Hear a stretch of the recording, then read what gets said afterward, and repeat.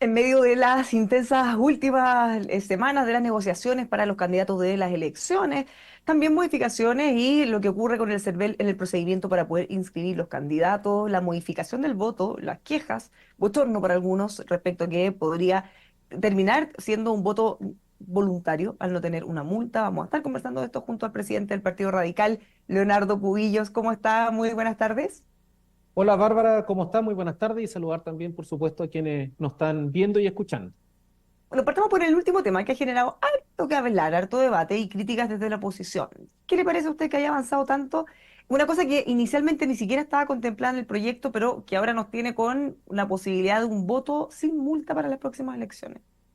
Mira, desafortunadamente en materia electoral somos muy buenos para criticar la fragmentación, somos muy buenos para criticar posteriormente los procesos electorales, pero desafortunadamente también hay un dejo de naturalizar que todo aquello que tenga que ver con lo electoral siempre se legisla antes que viene un proceso electoral. Ya nos pasó el año 2021, nos pasó el año 2016, nos pasó el año 2012, en donde se legisla todo a tan a mata caballo para tratar de generar alguna modificación electoral que quizás tiene un buen sentido, busca un buen objetivo, pero desafortunadamente se enreda en un Congreso que entra a debatir una serie de circunstancias que al final no salen nunca en los proyectos, salen tan fuera de la realidad que complejizan todo el proceso electoral. Y no solamente estamos hablando de lo que tú te referías, sino que la modificación de 2 días o ampliar a 2 días el proceso electoral que viene en octubre, que es algo que uno entiende como lógico y que tiene sentido común, hoy día se enreda con otros elementos que fueron incorporados al proyecto de ley que pueden ser muy razonables, pero al final,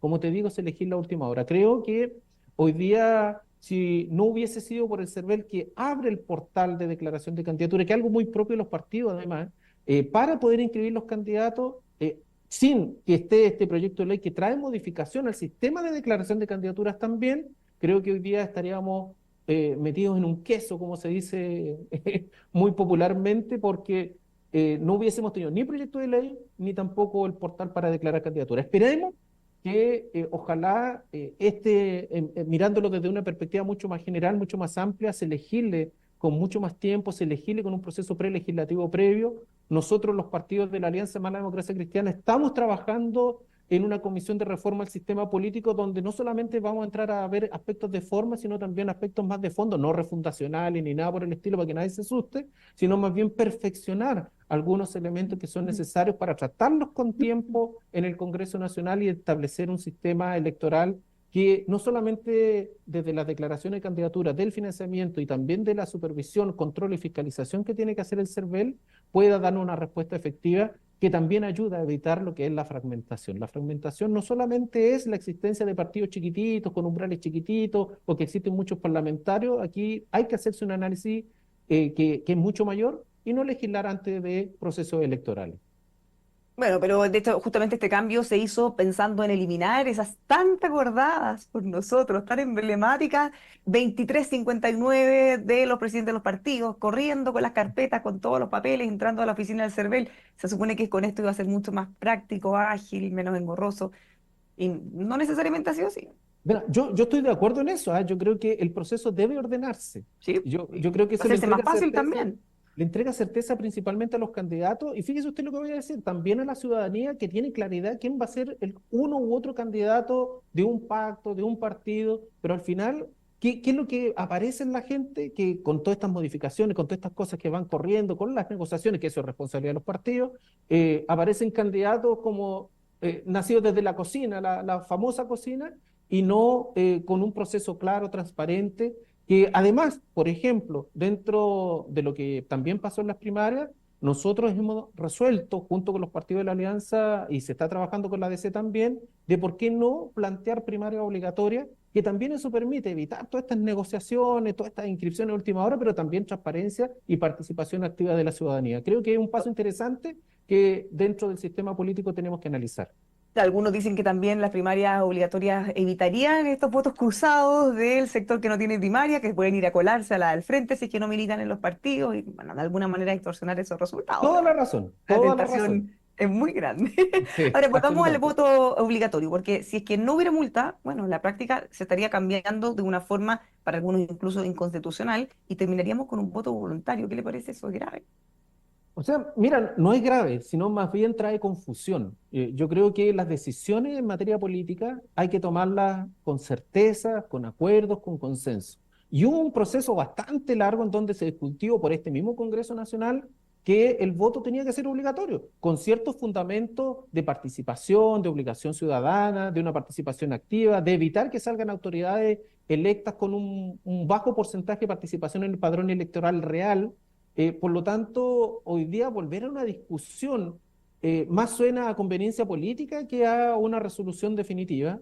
Yo creo que un voto obligatorio sin sanción es un voto voluntario de facto y por lo tanto el entrar nuevamente a discutir aquello, lo único que trae a la ciudadanía en un enredo patagüino que se está dando en el Congreso respecto de una posición, de otra posición, que sea, pueden ser muy legítimas, muy fundamentadas, pueden tener una justificación muy razonable, pero antes de un proceso electoral que se cierra las declaraciones de candidatura en 20 días más aproximadamente, o menos, donde tenemos un proceso electoral a puerta en 2 meses más, yo creo que lo único que trae es confusión a la ciudadanía. Yo creo que esa energía, ese ímpetu que a veces tenemos, saquémoslo para sacar los verdaderos problemas de la gente. Tenemos una reforma de pensiones, tenemos una reforma de pacto fiscal, tenemos necesidades a la ciudadanía que todavía están pendientes. Yo creo que mejor es preferible gastar todo este tiempo que se han gastado en cosas más relevantes que esta y de una vez sacar una respuesta a las demandas sociales de la gente. Creo que hoy día, si no hay acuerdo en sacar esto del proceso electoral, bueno, dejémoslo a un lado y aprovechemos el tiempo en otra cosa,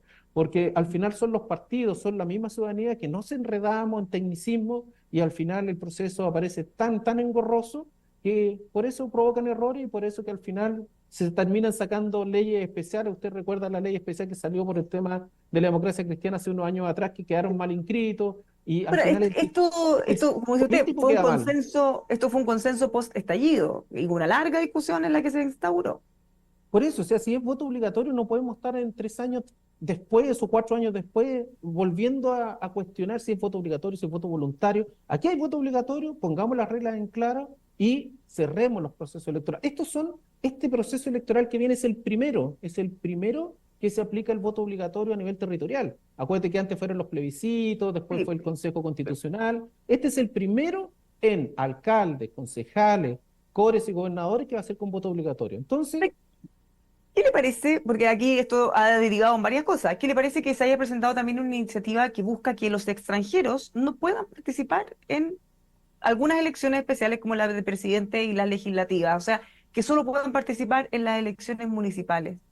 mira, hay variadas experiencias en el extranjero, puede ser muy justificado, uno puede tener una opinión al respecto, uno puede decir, mire, ¿sabe qué? Yo soy partidario que los extranjeros, por ejemplo, no voten porque en definitiva son los ciudadanos los que deben votar, o también está la tesis de que puedan votar los extranjeros porque llevan tanto tiempo en el país que ya forman parte de la estructura, no solamente tributaria, sino también de derechos sociales y obligaciones que se van dando al interior del país y por lo tanto deben tener una voz, pero la oportunidad para hacer eso me parece absolutamente fuera de lugar, porque estas cosas que son transversales, que son de fondo, que conllevan a la formación de un sistema político, lo estamos legislando mata caballo ante un proceso electoral. Si queremos hacer algo en serio, hagámoslo con tiempo, discutámoslo con tiempo y lleguemos a los consensos que permitan dar estabilidad en el tiempo a las reformas que se hagan. Si no, vamos a Ahora, estar uno, entre años más volviendo a decir, ah, no, ¿saben qué? Es mejor esto. ya, pero es Eso es lo que justamente nos en eso. equivocamos. Y una última cosa para cambiarnos de tema. ¿Cree que al final el tema de fondo, que es lo que critican desde la oposición, es que el oficialismo le teme al voto obligatorio porque creen o estiman que no les favorece? Y ahí quieren excluir a los extranjeros que se dice que votarían por la oposición, quieren reducir las multas para que vote menos gente y así tener una conveniencia electoral. Mira, teorizar en hipótesis tan extrañas y tan extravagantes Que no respecto de están las locos. causales de algo es una incertidumbre enorme. Yo creo que nadie le tiene miedo a la democracia. Yo creo que nadie le tiene miedo a que participe la gente, que ponga su voto de acuerdo a la decisión que tiene que colocar. Si no, ¿para qué somos los políticos, los que queremos realmente cambio? ¿Para qué estamos en este proceso si realmente al final va a haber un sector que no quiere cambio? Yo creo que hay que dejar que la ciudadanía participe, que la ciudadanía se manifieste que si tiene que castigar, que haga un voto de castigo y mande un mensaje a las autoridades, que sea quien sea que esté en el poder, para poder ir corrigiendo, para poder ir modificando, para poder ir reformando y transformando, pero sin dejar de escuchar a la ciudadanía. Y yo creo que el voto obligatorio es eso. Claro, han habido tantos procesos electorales que ya la gente debe estar cansada de ir a votar a cada rato, pero eso es la democracia. Eso es el desafío de la ciudadanía. Y en ese contexto, por lo menos el Partido Radical no le tiene miedo a eso. Hemos estado 160 años de historia con altos y bajos, escuchando, dejando escuchar, modificando, revolucionando internamente nuestro partido, las banderas de lucha, y creo que eso no es sano para la democracia. Creo que no hay que ahogar la voz ciudadana, y en ese contexto el voto obligatorio, me imagino, yo no he escuchado a nadie que le tenga miedo en los análisis electorales, en los partidos, no, mejor vámonos al voto voluntario. En ningún caso se ha dado esa discusión, lo descarto aquí absolutamente si alguien está pensando aquello. Y hoy día se está dando una discusión en el Congreso que me parece legítima, pero creo que es inoportuna ante un proceso electoral que se viene. Bueno, cambiémonos de tema. Pareciera que va a mainar en estos días la pugna del Partido Comunista con el gobierno. Han sido muy críticos, no solo en este operativo de Villa Francia, sino que además ya llevan varios episodios durante un mes. ¿Qué le parece eso? ¿Cómo tensiona o no las relaciones del oficialismo? Me llama la presidenta del Mira, Partido Socialista acusándolo de estar en contra del gobierno. mira, yo creo que las críticas se tienen que hacer en los lugares que correspondan y en los espacios que correspondan y por quienes correspondan. A mí me parece legítimo que un partido pueda diferir, pues, dentro de las diferencias, la fortaleza que tiene la alianza hoy para construir una coalición importante que pueda conllevar distintas visiones al interior del gobierno. Y por lo tanto las diferencias se tienen que dar, es bueno que existan. Eso alude a que aquí no existe una imposición centralizada de una idea y con eso se baja y se cierra todo. A mí me parece sano la divergencia, pero tiene que darse en los lugares que corresponde y en los momentos que corresponda y con quienes corresponda. Ahora, el tema de Villa Francia, yo le digo muy sinceramente, yo viví, me crié al frente de Villa Francia, en la Villa Vista Hermosa, en Estación Central, en los plenos procesos de recuperación y la lucha por recuperación de la democracia y por supuesto en contra de la dictadura. Es un lugar emblemático con un gran significado político e histórico. Se han dado circunstancias muy relevantes y muy fuertes. Y en el mes de julio, más encima, que es muy relevante históricamente para la Bella Francia, tenemos, recuerde usted, la situación de los hermanos Toledo, estaba el comedor de la señora Luisa Toledo, de los hermanos Vergara Toledo, perdón, la muerte de Rodrigo Rojas de Negri, la situación de Carmen Gloria, que fueron quemados por una patrulla militar. Es muy fuerte el contenido histórico, la importancia que tiene Villa Francia, como otras que fueron emblemáticas también en la recuperación de la democracia. Y respecto a ese punto, a mí me preocupa que la delincuencia se esté tomando esas zonas que son absolutamente importantes en su significado histórico. Y si hay que hacer procedimientos judiciales de la envergadura que hay que hacerlo. Sobre todo si se No, incautan un no, arsenal, no, como decía la y, ministra Toa. y no hay que estarle pidiendo permiso a nadie. El Ministerio Público es autónomo. A mí me preocuparía, sí, que por ejemplo la ministra Toa tuviese información de esto y ella ordenara como Ministerio del Interior ciertas acciones que corresponden a la justicia, pero la ministra del Interior no tiene nada que ver aquí. Lo que hace la ministra del Interior es resguardar el orden público, pero ella no es la encargada de ejecutar las acciones policiales de investigación judicial, para eso están las policías. Y por lo tanto, sí me preocuparía que ella tuviese información privilegiada como Ministerio del Interior, pero aquí estamos hablando de una circunstancia absolutamente ordenada por un órgano autónomo que es el Poder Judicial y el Ministerio Público, y yo no exacerbaría más en ello. Sí me preocupa, a diferencia del Partido Comunista, sí me preocupa que poblaciones y villas emblemáticas, como muchas otras en nuestro país, que quizás no tienen ese carácter específico, característico, estén siendo tomadas y dominadas por la delincuencia. Hay que seguir con la lucha contra la delincuencia y en eso hay un solo discurso. Y debe existir un solo discurso que es mano dura contra la delincuencia y, por supuesto, orden público y protección a la ciudadanía. Seguridad pública es el primer objetivo y en eso nadie debe dudar. Y espero que el Partido Comunista no dude en aquello. Otro tema, se reunieron con la presidenta Bachelet y otros presidentes de partidos del oficialismo. ¿Cómo les fue en esa instancia? ¿Qué se acordó algo? Cuéntenos más algún detalle. Mira, cuando fuimos convocados había mucha expectación, debo ser muy ¿Les sincero. dijeron para qué era? No, para nada. Nos dijeron que era una reunión con la presidenta, a través de la expresidenta, con la Fundación Horizonte.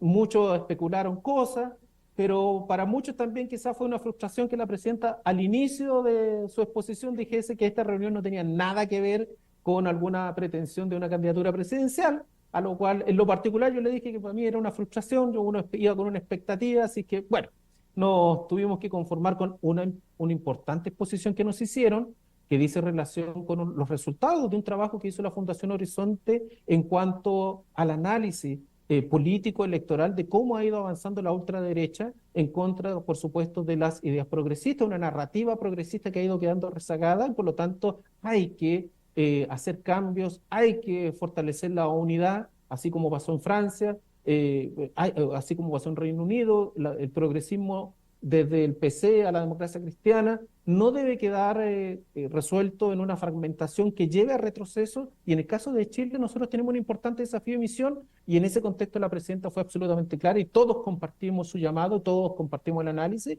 y esperemos que independiente que se trate de una negociación particular de gobernadores regionales, eso pueda cristalizar ya las voluntades de unidad que todos manifestamos en esa reunión. ¿Cómo va o incide en algo esto de las negociaciones para los candidatos de las próximas elecciones? Porque algunos han planteado que ella también ha tratado de ejercer algún grado de liderazgo para ayudarlo a que se pongan de acuerdo. Sí, mira, toda ayuda y colaboración es bienvenida, más aún cuando se trata de importantes liderazgos, así lo hizo el presidente de la República, donde él estableció que ojalá pudiésemos ir en unidad, hizo un planteamiento, hizo un llamado a los partidos, la presidenta la expresidenta Bachelet hizo lo propio por su parte.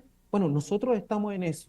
Y creemos que la unidad no solamente conlleva siglas específicas en una elección donde además son acotadas, son 16 territorios, son 16 candidatos los cuales van a tener que concurrir al proceso electoral. Nuestra postura como partido hemos dicho que llevemos los mejores candidatos en unidad, llevemos los mejores candidatos, pero ¿para qué? Para ganar. Es decir, un pacto electoral es justamente para obtener una victoria electoral, asegurarnos de que nuestras ideas puedan tener sintonía con la ciudadanía en el territorio y eso sea recíproco en el voto de adhesión que tengan hacia las distintas candidaturas. Y nosotros lo que hemos dicho es objetivizar justamente la negociación, es decir, que tanto los candidatos incumbentes en ejercicio, el que mantiene como se ha instalado públicamente, como también los eventuales desafiantes pueden ser evaluados objetivamente y podamos determinar entre desafiantes e incumbentes quiénes son los mejores candidatos para aquello. Aquí no existe una postura de dejar a alguien afuera o marginar a alguien. No, al contrario, lo que estamos haciendo es mirar de una distinta manera de cómo estos candidatos y candidatas tienen una respuesta efectiva a la ciudadanía y tienen, por supuesto, una adhesión ciudadana que nos permita tener una victoria. Un pacto electoral se firma para ganar. O sea, sería bastante ilógico firmar un pacto electoral para perder. Aquí no estamos mandando mensajes ni señas, y más aún el llamado de la presidenta el día de ayer y del presidente de la República hace unos días atrás, hace eso. Es decir, no solamente llama a la unidad por estar juntos, sino llama a la unidad para tener una victoria y, por supuesto, también importante que llevemos candidatos que tengan una respuesta efectiva a la ciudadanía y no presentemos lo mismo de siempre. Una unidad para su eventual gobierno, uno nunca sabe. La vez anterior también había dicho que no. Y Uno la nunca convenció. sabe.